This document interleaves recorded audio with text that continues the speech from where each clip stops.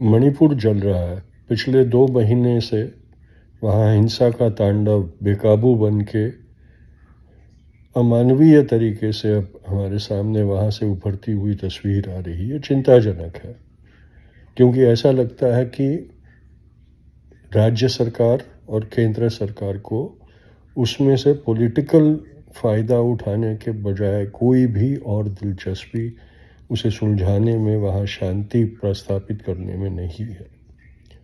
उनका जो IT cell है, उनके जो प्रचारक हैं पार्लियामेंट में और पार्लियामेंट के बाहर, वो मणिपुर की जो परिस्थिति है उसको जायज़ ठहराने में से ऊंचे नहीं आ रहे। इतिहास के उदाहरण दे देकर ये दिखाना चाहते हैं कि मणिपुर की समस्या आजकल की नहीं है, बरसों पुरानी है, और कांग्रेस ने बिगाड़ी हुई जो समस्या है वो बीजेपी के सर आई है। एक बार अगर हम कबूल भी कर लें कि वो सब सच है, फिर भी जो वर्तमान सरकार होती है उसका फ़र्ज़ होता है कि पिछली भूलों को सुधार कर फ़ौरन कोई ऐसा उपाय लाए जिससे अभी बिगड़ी हुई परिस्थिति को सुधार सके। ऐसी कोई कोशिश न राज्य सरकार से की जाती हुई दिखाई दे रही है, ना ही केंद्र सरकार से की जाती हुई दिखाई दे रही है। हाँ, ये हम सब जानते हैं कि हमारे उत्तर पूर्व के जो राज्य हैं उसमें कई राज्यों में जो आदि जातियां हैं, जो ट्राइब्स है वहाँ की, उनके बीच में बरसों पुराना पारंपरिक एक संघर्ष चला आ रहा है। और जब से ये कृत्रिम राज्य बनाए गए हैं और जो परस्पर विरोधी ट्राइब्स को एक साथ रहने पर मजबूर करने की कोशिश की गई है, तब से वो ट्राइबल कॉन्फ्लिक्ट बढ़ता गया है। अंग्रेज़ों के ज़माने से ये चला आया है। भारत की आज़ादी के वक्त उत्तर पूर्व के राज्यों को ये एहसास हुआ कि हम कभी भारत के थे नहीं, हम तो स्वतंत्र, हमारी ट्राइबल लैंड्स थी, ट्राइबल किंगडम्स थे, तो हमें तो वैसे ही वापस होना चाहिए था। तो तब से उन्होंने कभी भारत को के अंदर उनका शामिल होना मान्य नहीं किया है, और वो भी एक संघर्ष चला आया है। ये सारी चीज़ें हैं। उसका मतलब ये नहीं होता कि आज जब हम उनको ये मनवाने की कोशिश पिछले 75 साल से कर रहे हैं कि वो भारत का अविभाज्य अंग है, तो वहाँ हो रही समस्याओं को हम सुलझाने की कोशिश न करें और उसका दोषारोपण हम पार्लियामेंट में, सरकार में रहते हुए विरोध पक्षों के ऊपर डालते रहिए। ये महज अपनी कर्तव्यों को ठुकराने वाली बात है। शर्म आनी चाहिए उन एमपीओं को जो राज्य सरकार के पक्ष के लोग हैं, सत्ता पक्ष के लोग हैं, जो उठ के विरोध पक्ष के ऊपर अटैक कर रहे हैं। उनको शर्म आनी चाहिए कि अपना कर्तव्य न करने वाली सरकार का बचाव वो इतनी बेशर्मी से कर रहे हैं। ये ज़रूरी है कि कोई उपाय इसके ऊपर लाया जाए, क्योंकि भारत को आज सबसे बड़ा खतरा ये हो रहा है कि एक पूरा वर्ग है जिसने हमेशा विभाजन की नीति को अपना आदर्श समझा है और उसको प्रयोग उसने किया है।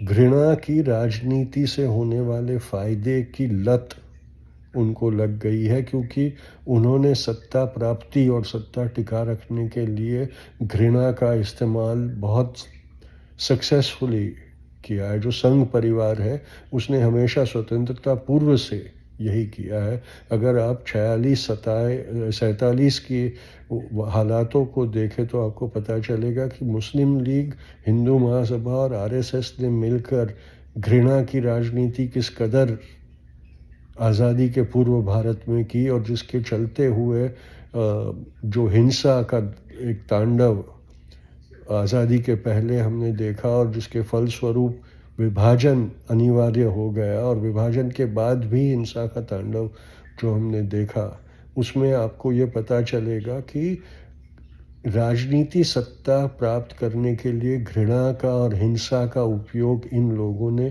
कितनी बखूबी किया था, वही चीज़ वो लोग आज भी कर रहे हैं। 92-93 जब से अडवाणी की रथ यात्रा हुई, तब से घृणा के प्रचार को प्राथमिकता मिलने लगी और तब से हमने देखा है कि भारत में हिंसा और घृणा फैलते चले जा रहे हैं।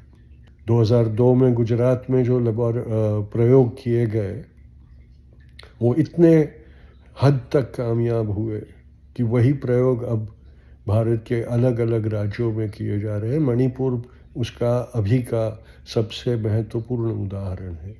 2002 में मोदी को जो सफलता मिली, वही मणिपुर में दोहराने की कोशिश की जा रही है। वही उत्तर प्रदेश में योगी बुलडोज़र की राजनीति करके करवाने की कोशिश कर रहे हैं। दमन और सरमुखत्यारी और हिंसा, घृणा, ये सारों को एक इलेक्शन कैंपेन का तत्व बना दिया गया, सत्ता प्राप्ति का एक औजार बनाकर। इसकी हमारे मुल्क के ऊपर कितनी बुरी असर हो रही है, हमारे समाज के लिए कितनी बुरी असर हो रही है, उसका को नज़रअंदाज करके ये सत्ता के लालची लोग इस मुल्क को बर्बादी की ओर धकेल रहे हैं। और हम, ये सबसे बड़ी कमज़ोरी हमारी है कि हम इतनी आसानी से बट जाते हैं, इतनी आसानी से एक दूसरे की घृणा करते हैं, इतनी आसानी से हम एक दूसरे के ऊपर अत्याचार करते हैं, अमानुषी तरीके से अत्याचार करने के। ये कोई राक्षस नहीं आते हैं करने के लिए, हमारे अंदर के ही सामान्य जनता के अंदर जो घृणा का राक्षस लुप्त पड़ा रहता है, उसे उजागर किया गया और ये होता है। कहीं पर मैंने मीडिया में पढ़ा कि जैसे नोआखली में गांधी गया था शांति प्रस्तापित करने के लिए और उसने प्रस्तापित की थी शांति, उसी तरह मणिपुर में भी गांधी को जाना होगा और शांति प्रस्तापित करने के लिए वहाँ अपनी कुर्बानी देने तक की तैयारी लेके जाना होगा। मुझे नहीं लगता कि आज के ज़माने में कोई ऐसा अकेला गांधी ये वो चमत्कार कर सकता है, क्योंकि आपने याद रखना होगा कि नोआखली में चमत्कार करने वाला गांधी उससे पहले 30 साल तक भारत में और उसके पहले 20 साल दक्षिण अफ्रीका में अपनी ताकत, अपनी जो निष्ठा थी, अपनी जो आचरण थे, अपने जो विचार थे, उनको परिपक्व करता जा रहा था और कुर्बानियाँ दे रहा था और एक मिसाल बन रहा था। वैसी मिसाल बनने के लिए वक्त लगता है। आज अगर मणिपुर को बचाना है तो हमें अपने आप के अंदर के गांधी को उजागर करना पड़ेगा। हमारे अंदर जो मोहनदास है उसे उजागर करना पड़ेगा। हमारे अंदर आज हमारे ऊपर नथुराम गोडसे हावी हो गया, इसीलिए हमें हिंसा का तांडव सब जगह दिखाई दे रहा है। वक्त आया है, अगर इस मुल्क, इस समाज, इस संस्कृति को बचाना है तो हमें मोहनदास गौतम बुद्ध को जागृत करना पड़ेगा हमारे अंदर के। तभी जाकर हम मणिपुर और हिंदुस्तान में वापस शांति, अमन और अहिंसा का दौर ला पाएंगे और खुद को बचा पाएंगे। अब गांधी नहीं आने वाला। मोहनदास गांधी की गोली मारकर हिंसा ने हत्या कर दी, वो अब लौटेगा नहीं। लौटेगा तो हमारे अंदर का गांधी। खुद के अंदर के मोहन को जागृत करो और मोहनदास की डगर पर चलने की का धैर्य, ताकत और साहस दिखाओ, तब जाके मणिपुर और हिंदुस्तान में हम शांति प्रस्तापित कर सकेंगे। बहुत बहुत शुक्रिया।